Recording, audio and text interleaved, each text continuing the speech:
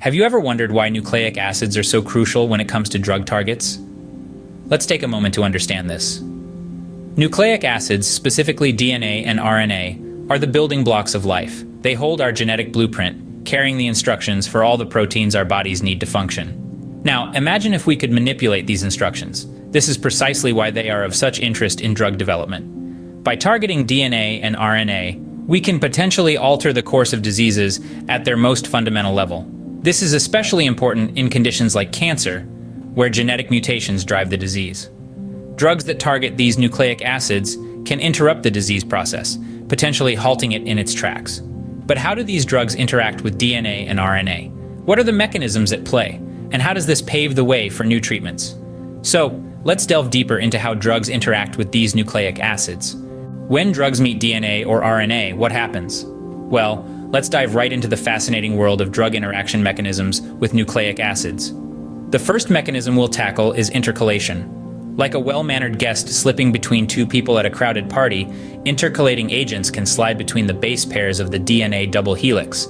This disrupts the normal structure and function of the DNA, often causing it to unwind or become kinked. Next up is complexation. This is when a drug forms a complex with a nucleic acid, like a handshake that doesn't let go. It alters the DNA or RNA structure, which can then interfere with its replication or transcription. Moving on, we encounter alkylation. Alkylating agents donate an alkyl group, a carbon chain, to the DNA or RNA. This can cause mispairing of the bases or even break the DNA strand. It's akin to a typo in a sentence, disrupting the message being conveyed. Now let's talk about oxidative degradation. This is the biochemical equivalent of rusting. Reactive oxygen species, often produced by the drug, can react with nucleic acids, causing damage and breaking the strands. It's a process that's as destructive as it sounds. Lastly, we have strand breaking. Some drugs can directly or indirectly cause breaks in the DNA or RNA strands. It's like cutting the thread in a necklace of pearls, causing the whole structure to fall apart. While these mechanisms may sound destructive, they're actually vital tools in our medicinal arsenal. For example, cancer drugs often work by disrupting the DNA of rapidly dividing cells, slowing down or stopping their growth. So, you see, it's a fascinating dance of chemical interactions when drugs meet nucleic acids. These mechanisms are the key to understanding how drugs can modify or inhibit the function of nucleic acids. It's a complex ballet of biochemistry that's at the heart of many treatments and therapies we use today. And that's the beauty of it, isn't it? The intricate, delicate balance that keeps us healthy and alive. How does this interaction affect protein synthesis, you might ask? Well, buckle up, as we're about to dive into the fascinating world of protein synthesis and its targets. To understand how drugs targeting nucleic acids can influence protein synthesis, let's first take the example of topoisomerase II. This enzyme plays a pivotal role in DNA replication and transcription, the first steps in protein synthesis. It alleviates the torsional stress that builds up in the DNA helix as it unwinds. Now imagine a drug that specifically targets and inhibits topoisomerase II. The DNA helix would remain supercoiled, hindering the progress of the replication and transcription machinery. This could lead to apoptosis or cell death, a desirable outcome in cancer cells. Now let's move on to reverse transcriptase, an enzyme of prime importance in retroviruses like HIV. This enzyme synthesizes DNA from an RNA template, a process contrary to the usual DNA to RNA flow of genetic information. Drugs that inhibit reverse transcriptase can prevent the synthesis of viral DNA, thereby stopping the virus in its tracks. Interestingly, human cells also contain a form of reverse transcriptase called telomerase. Telomerase extends the ends of chromosomes, preventing them from shortening with each cell division. However, its role is quite different from viral reverse transcriptase, and drugs targeting telomerase have potential applications in cancer therapy, where they can limit the uncontrolled proliferation of cancer cells. But it's not just about inhibiting these enzymes. Some drugs can also enhance the activity of certain proteins involved in protein synthesis. For instance, drugs can stimulate the production of proteins that repair damaged DNA, enhancing the cell's ability to heal and survive. These targets in protein synthesis are vital in the development of drugs for various diseases. By understanding how these targets function and how drugs can interact with them, we can design more effective therapies, moving us one step closer to winning the battle against diseases like cancer and HIV.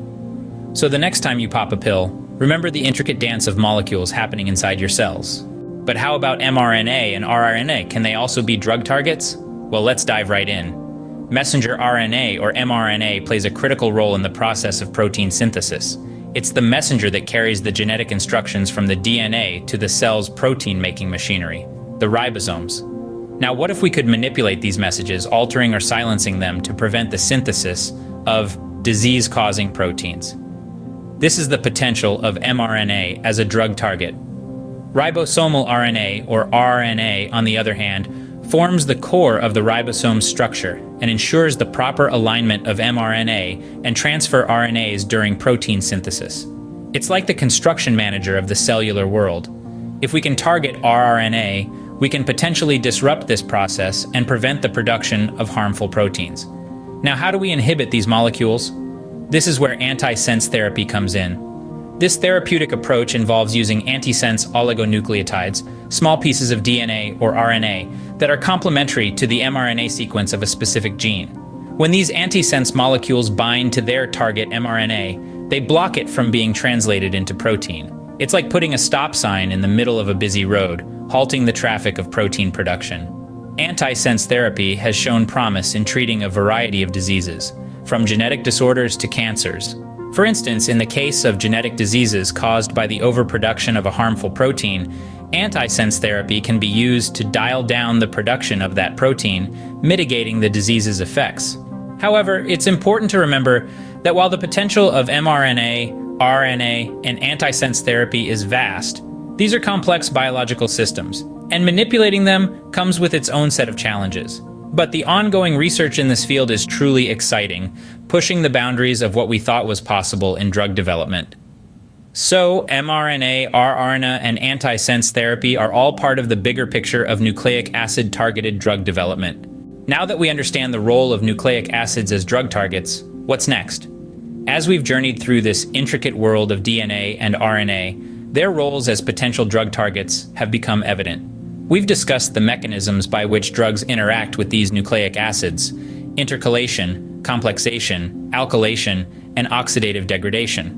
We've also explored the way drugs can cause strand breaking and how they target specific proteins in the synthesis process, such as topoisomerase II and reverse transcriptase. The world of mRNA, rRNA, and antisense therapy is vast and continually evolving. These therapies represent a new frontier in treating genetic diseases, cancers, and viral infections.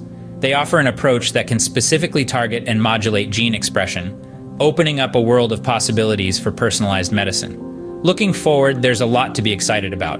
The next frontier in this field could involve designing drugs that can precisely target specific sequences of DNA or RNA, potentially leading to highly personalized therapies with fewer side effects.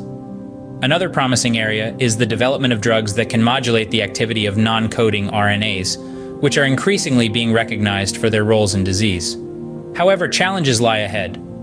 The complexity of the human genome and the dynamic nature of gene expression mean that predicting the effects of these therapies can be difficult. Moreover, delivering these drugs to the right place in the body at the right time, in the right amount, is a considerable challenge. Nonetheless, with ongoing research and technological advancements, these hurdles can be overcome. The world of nucleic acids and drug development is vast and continually evolving. It's a fascinating realm that holds the potential to revolutionize healthcare and cure previously untreatable diseases.